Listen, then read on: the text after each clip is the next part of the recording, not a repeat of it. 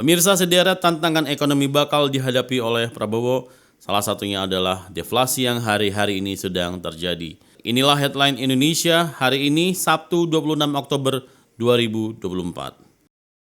Kita mulai dari Detik Finance yang memberitakan Presiden Prabowo dinilai mempunyai sejumlah tantangan ekonomi yang harus dihadapi ke depannya. Ekonom pun membeberkan beberapa tantangan itu. Ekonom dari Fakultas Ekonomi dan Bisnis Universitas Indonesia FEB UI Tegus Daryanto mengatakan kondisi ekonomi Indonesia saat ini dinilai masih baik dan stabil. Tapi pemerintah baru di bawah kepemimpinan Prabowo Subianto diharapkan menyiapkan langkah-langkah strategis untuk merespon sejumlah tantangan ekonomi yang akan dihadapi. Penurunan harga atau deflasi selama 5 bulan berturut-turut, penurunan sekitar 9,5 juta orang kelas menengah, terjadinya PHK yang cukup besar ditambah kondisi ketidakpastian di luar negeri, maka waspada lebih baik daripada terlena, ujar Tegus dalam keterangannya pada hari Rabu 23 Oktober 2024. Metro TV memberitakan Kota Sukabumi, Jawa Barat mengalami deflasi sebesar 0,19% per 1 Oktober 2024. Kondisi tersebut mengindikasikan terjadinya penurunan daya beli masyarakat. Meskipun di sisi lain harga komoditas bahan pokok rata-rata mengalami penurunan. Pejabat Wali Kota Sukabumi Kusmana Hartadi mengatakan, terjadinya penurunan daya beli merupakan sebuah tantangan bagi pemerintah daerah, terutama dalam menjaga stabilitas atau keseimbangan antara inflasi dan deflasi.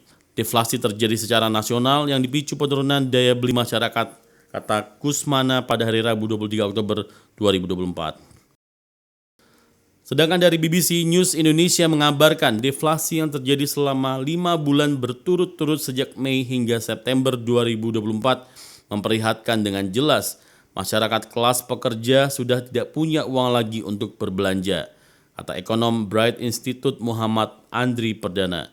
Karena itu permintaan Bank Sentral Indonesia agar masyarakat lebih banyak berbelanja untuk mendorong pertumbuhan ekonomi di atas 5% mustahil terwujud.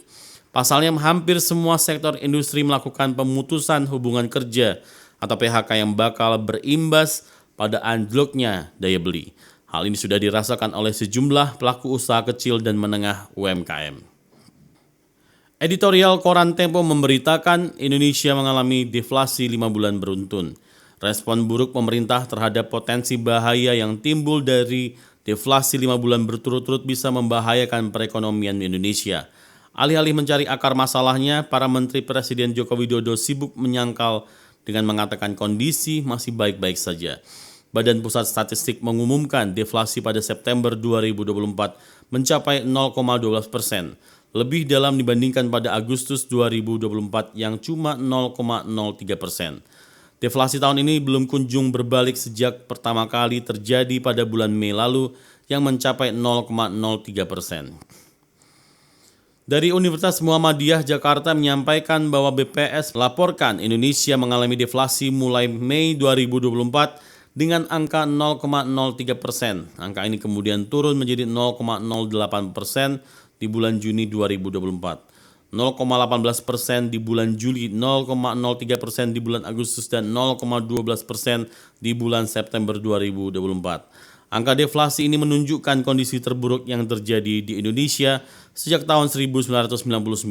Indonesia terakhir kali mengalami deflasi berturut-turut selama pandemi COVID-19. Secara umum, deflasi terjadi karena berkurangnya peredaran uang di masyarakat, karena banyak uang yang tersimpan di bank. Selain itu, permintaan barang dan jasa yang menurun, meskipun produksinya tetap tinggi, juga berkontribusi terhadap masalah ini. Dari antara memberitakan Kepala Bidang Koperasi dan UKM Nugroho Happy Kuncoro pada hari Senin 21 Oktober 2024 mengatakan isu deflasi belum terlalu berdampak pada penjualan produk UKM maupun penurunannya daya beli warga lokal. Saat ini ada 3 langkah yang dilakukan untuk mencegah deflasi tersebut. Pemirsa, itulah headline Indonesia hari ini.